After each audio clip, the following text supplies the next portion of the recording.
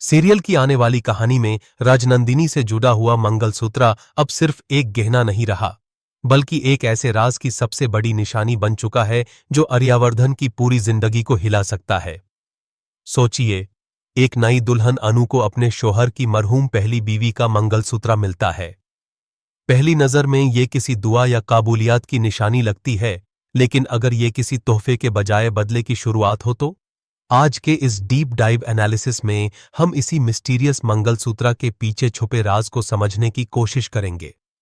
क्या राजनंदिनी वाकई अनु को अपनी काबूलियत का इशारा दे रही है, या फिर आर्यावर्धन के लिए एक ऐसा ट्रैप बिछाया जा रहा है जहां से बचना उसके लिए मुश्किल होगा?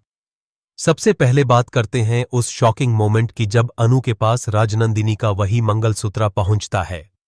जैसे ही आर्यावर्धन की नजर उस मंगलसूत्र पर पड़ती है, उसका चेहरा बिल्कुल बदल जाता है। उसे फौरन समझ आ जाता है कि ये कोई आम गहना नहीं है।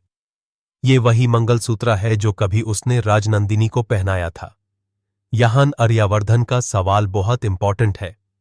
ये तुम्हारे पास आया कैसे? क्योंकि अगर राजनंदिनी की मौत हो चुकी है, तो फिर उसकी चीज अनु तक कैसे पहुंची?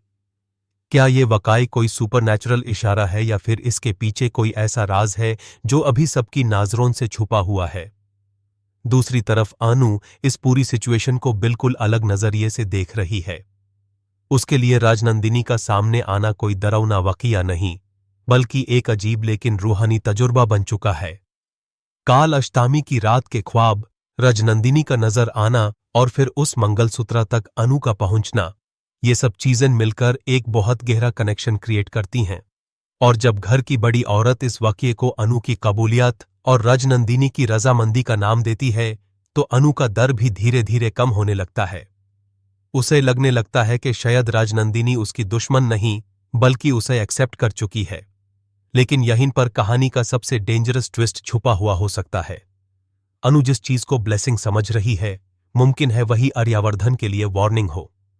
क्योंकि जब राजनंदिनी की रूह दूर से मुस्कुराती हुई नजर आती है, तो उस मुस्कुराहट में सिर्फ खुशी नहीं बल्कि एक अजीब सा कॉन्फिडेंस भी महसूस होता है, जैसे उसका प्लान धीरे धीरे अपनी मंजिल की तरफ बढ़ रहा हो। और आर्यावर्धन, वो अनु के सामने नॉर्मल और खुश रहने की कोशिश करता है, लेकिन उसके अंदर का डर हर सीन में नजर आता है। सवाल यह है कि अगर आर्या ने पास्ट में कुछ भी नहीं छुपाया, तो राजनंदिनी के वापस आने से वो इतना परेशान क्यों है? यहीं से एक और बड़ी थ्योरी सामने आती है। क्या अनु सिर्फ राजनंदिनी की कहानी सुनने वाली लड़की नहीं, बल्कि खुद राजनंदिनी का पुनर्जन्म है? अगर ये थ्योरी सच है, तो अनु का आर्यावर्धन से प्यार भी सिर्फ एक नई मोहब्बत नहीं, बल्कि उस रिश्ते का कंटिन्यूएशन हो सकता है जो कभी राजनंदिनी और आर्यावर्धन के दरमियान था। और अगर ऐसा है, तो राजनंदिनी का मंगलसूत्र अनु तक पहुंचना एक सिंपल कोइंसिडेंस बिल्कुल नहीं होगा। हो सकता है राजनंदिनी का असल मकसद अनु को आर्यावर्धन के करीब लाना हो, ताकि आर्यावर्धन के पास्ट के सारे राज खुद ब खुद सामने आने लगें।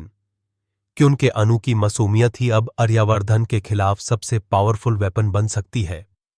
आने वाले एपिसोड्स में आर्यावर्धन का डर और ज्यादा बढ़ता हुआ नजर आ सकता है। मुमकिन है प्रेशर में आकर वो कोई ऐसी गलती कर बैठे जिससे घरवालों को उस पर शक हो जाए। और सबसे बड़ा धमाका तब होगा जब अनु को राजनंदिनी और आर्यावर्धन के पास्ट का असल सच पता चलेगा। सोचिए, जिस शख्स से अनु बेपनाह मोहब्बत करती है, अगर उसी के पास्ट में राजनंदिनी की मौत का कोई कनेक्शन निकला तो अनु का रिएक्शन क्या होगा? क्या अनु आर्यावर्धन का साथ देगी या राजनंदिनी के सच को एक्सेप्ट करेगी?